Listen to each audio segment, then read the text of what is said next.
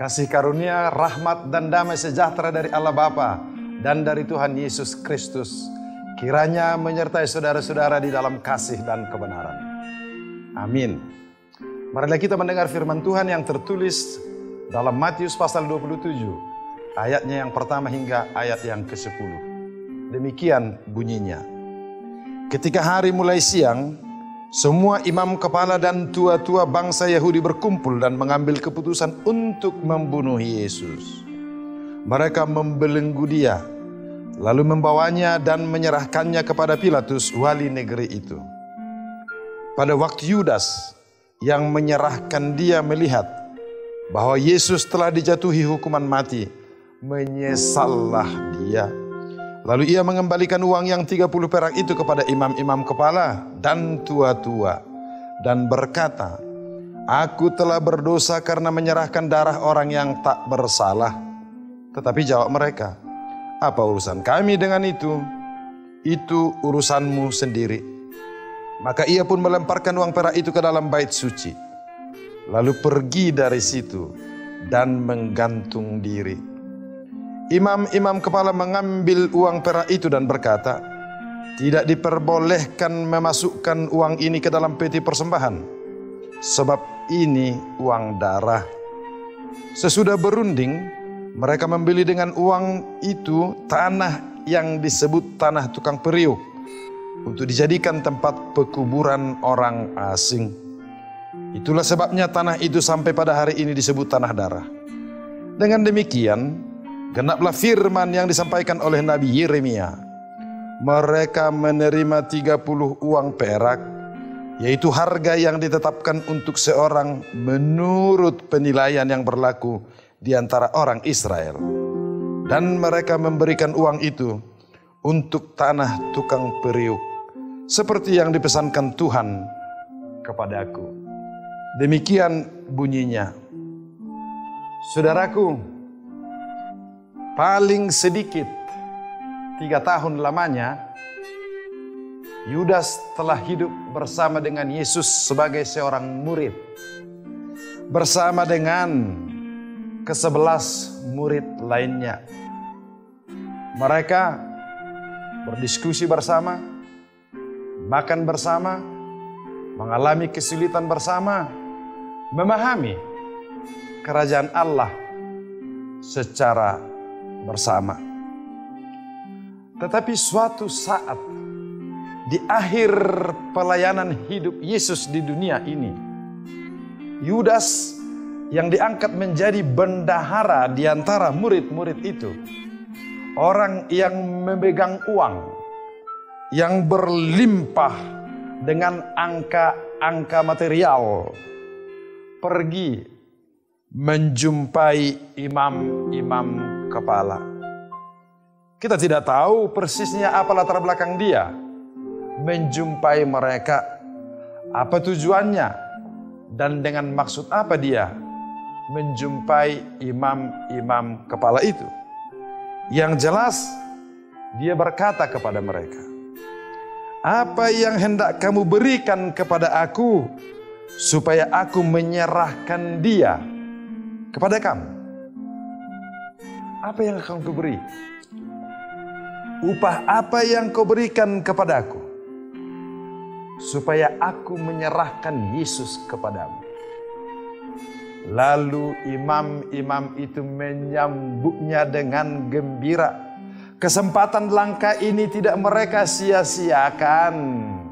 Lalu mereka membayar 30 uang perak kepadanya, memberikan sogok kepada Yudas, supaya Yudas berkenan menyerahkan Yesus ke tangan mereka, ke dalam kuasa mereka. Lalu sejak saat itu, Yudas mencari kesempatan, waktu yang tepat untuk menyerahkan Yesus kepada imam-imam itu, agar mereka memperlakukan apa yang mereka suka, yang mereka kehendaki terjadi pada Yesus. Dan saudaraku, akhirnya Yesus ditangkap. Yesus diadili. Yesus dibawa ke dalam perkara yang dia tidak harus tanggung. Sehingga mereka mengambil keputusan untuk membunuh Yesus. Mereka membelenggu dia dan membawanya serta menyerahkannya kepada Pilatus, kepada wali negeri, kepada pemerintah, kepada penguasa. Mereka menyerahkan Yesus agar diadili dan dihakimi, supaya Yesus dibunuh. Tentu mereka sangat pintar, saudara-saudara. Mereka berusaha membelokkan perkara ini supaya bukan mereka yang mengambil keputusan, tetapi pemerintahlah, Pilatuslah, wali negerilah yang mengambil keputusan untuk mengadili Yesus dihukum mati.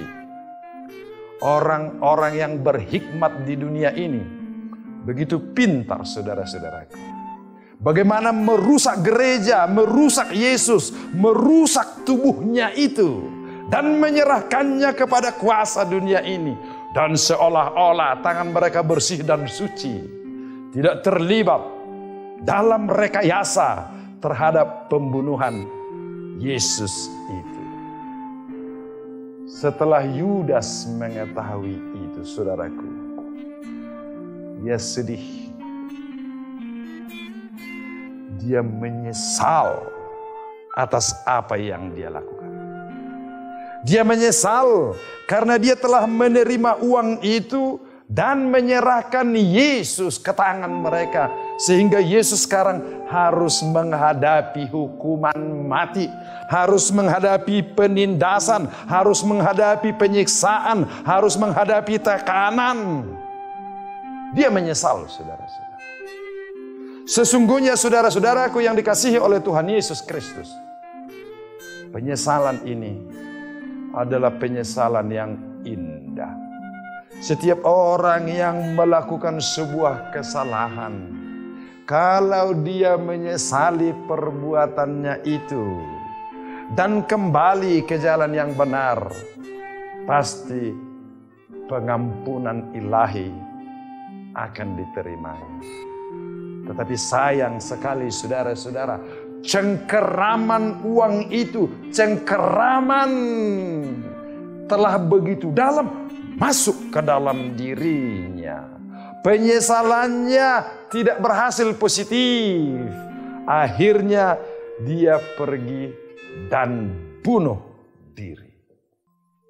Itulah sedihnya dan ngerinya dampak dari pengambilan keputusan oleh uang, saudara-saudara. Orang yang terikat kepada uang sering membuat keputusan yang salah. Dan yang paling berbahaya, menyesalnya sampai dia merusak dirinya sendiri. Merusak hidupnya sendiri. Dalam kasus ini, Yudas bunuh diri. Sayang sekali, saudara-saudara. Patutlah Paulus mengatakan kepada Timotius, akar dari segala kejahatan adalah cinta uang. Cinta uang. Apalagi uang ini sudah menyangkut jual beli, transaksi kemanusiaan. Bayangkan, saudara-saudara, Yesus itu dijual dengan 30 perak, saudara-saudara. Atau dalam kasus yang sedang hadapi Yusuf dengan saudara-saudaranya. Di dalam epistel kita minggu ini, saudara-saudara, mereka rela menjual saudaranya Yusuf kepada pedagang dari Midian. Karena rasa dendam, rasa marah, rasa kecewa, rasa tidak senang kepada saudaranya sendiri. Lihatlah cengkeraman dan ganasnya uang itu, saudara-saudara.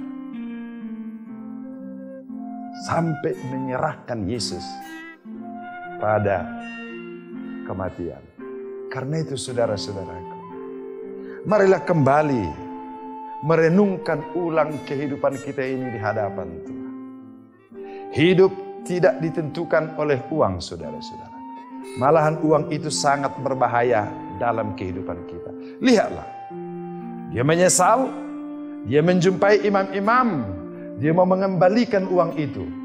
Kembalilah uangmu ini. Kira-kira begitu katanya. Aku sudah bersalah sebab orang ini tidak bersalah. Yesus ini tidak melakukan kesalahan apapun. Maka aku mengembalikan uang ini kepadamu. Aku telah berdosa karena uang ini. Tapi lihatlah pintarnya mereka. Apa urusannya dengan kami? Itu urusanmu sendiri.